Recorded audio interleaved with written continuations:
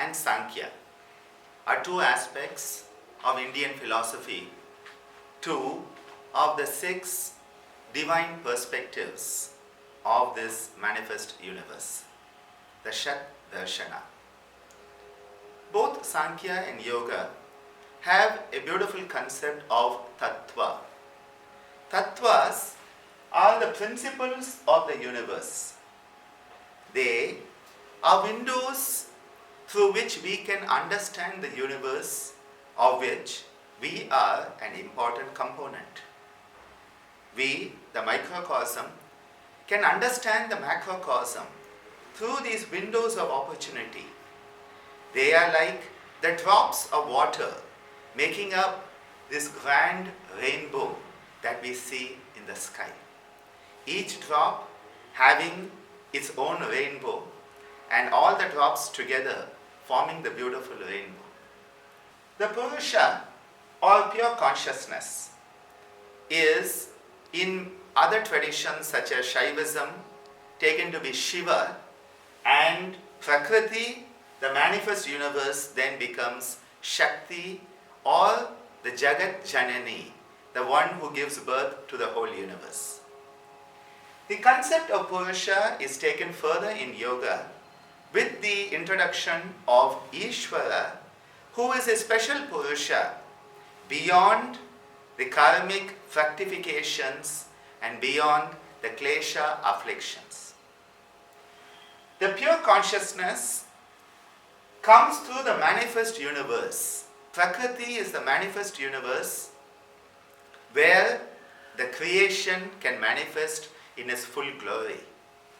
This comes down through the buddhi or the mahat, the intellect, the higher mind that we can correlate with our Vijnanamaya Kosha, that level where we are in the highest state of buddhi, having the Ichcha, Kriya and Jnana Shaktis as part of it. The Ahankara, the sense of individuality, the ego identity, is the next of the tattvas. This then comes down into the world that we very much perceive. The concept of buddhi, ahankara and even manas or mind are the internal parts of our processes. They are called the antakaranas, the internal instruments.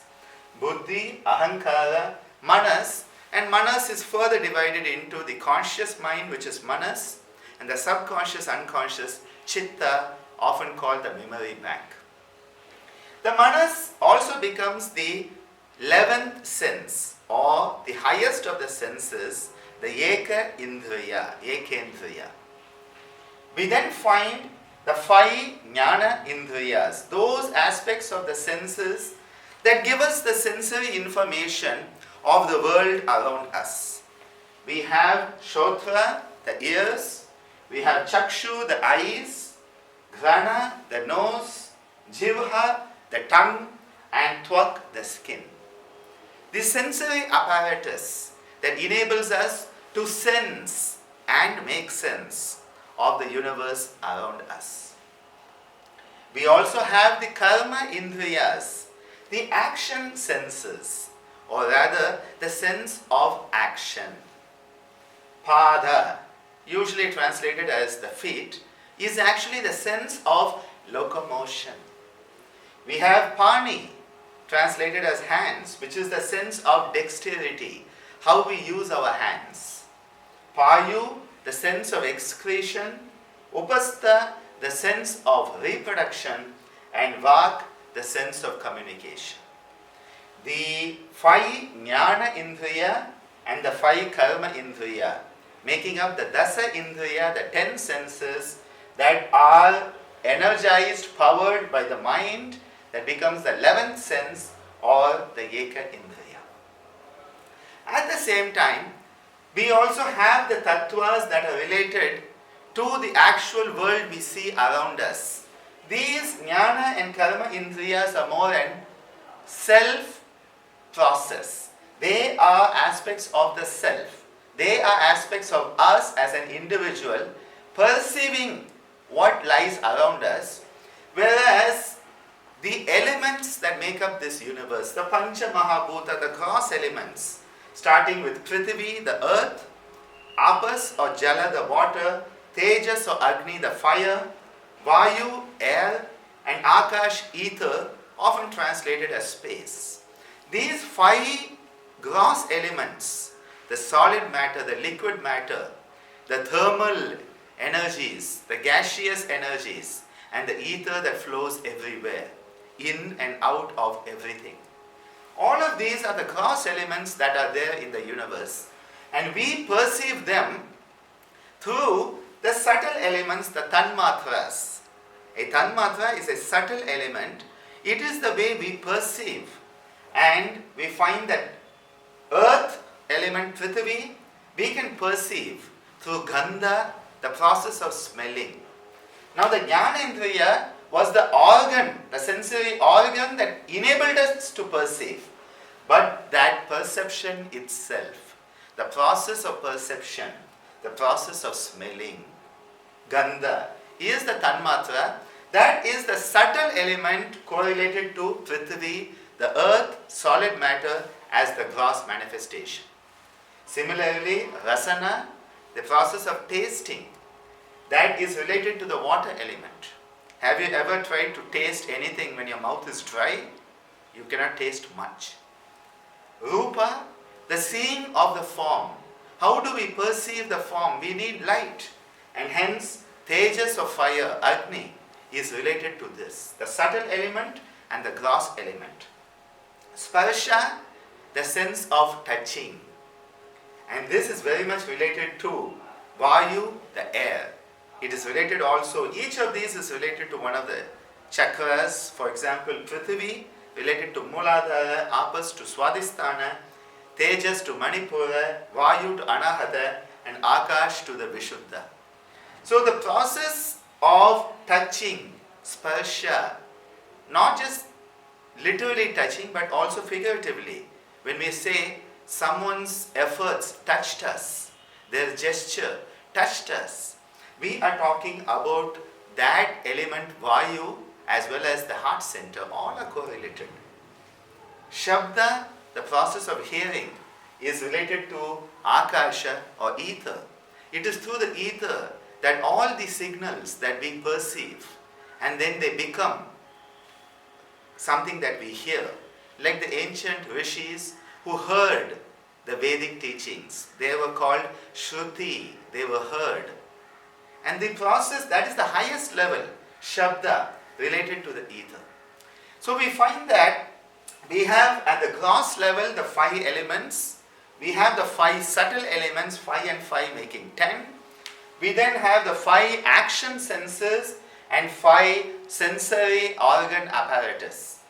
10 and 10 making 20, add to it the mind, manas, you have 21. The ahankara, the sense of me, mine, I am an individual, making it 22. You then have the buddhi or the mahat, the intellect. So 21, 22, 23, and then of course you can have Prakriti, which is the mother of all of this, nature. And Prakriti manifests through the 3 gunas. The tamasic guna, which is inert and dull. Like the level here, where we are at the gross element, you have earth, you have water. You have the rajasic, which is the dynamic parts, where the interactions between us and the universe are happening. And the sattvas, or the highest luminosity, that principle which goes in as we go deeper and deeper. And of course, the journey that we make in yoga, especially when we perform the concentrative, contemplative practices, is to go from the external to the internal, to go from the gross to the subtle. And as Patanjali tells us, we go from the grossest level, which is the lowest aspect of samadhi. And that is why the correlations of the layers of samadhi, multi-layered samadhi. He talks of the savitarka, nirvitarka at the gross level, savichara, nirvichara, sananda and sasmita. All these levels are there. And then as you go, he says you go all the way up to the linga matra and alingani, that which can be marked and that which is beyond mark. And this is the journey we are making when in yoga we start to contemplate the question, who am I? What am I? Why am I here? What is the purpose of the human existence? What is this universe? How is it related to me? This journey starts from the grossest level, going all the way up to the subtlest level of the Purusha. And of course, at one point, when we understand that Purusha and the highest Vishesha Purusha, Ishvara, that is Kaivalya, and we can become Ishvara at that point, going from the grossest to the most subtle level of existence, understanding the universe in which we are living, understanding this universe of which we as a microcosm are an important part. And by understanding ourselves, by going in, we start to understand that which lies around us. As the Siddhas have so beautifully told us, Andathil ullade pindam, pindathil ullade andam. That which is above is below and that which is below is above. Andamum pindamum ondre, both are the same. Arindatan parkum podu. When you have realized yourself, you realize you and the cosmos are one.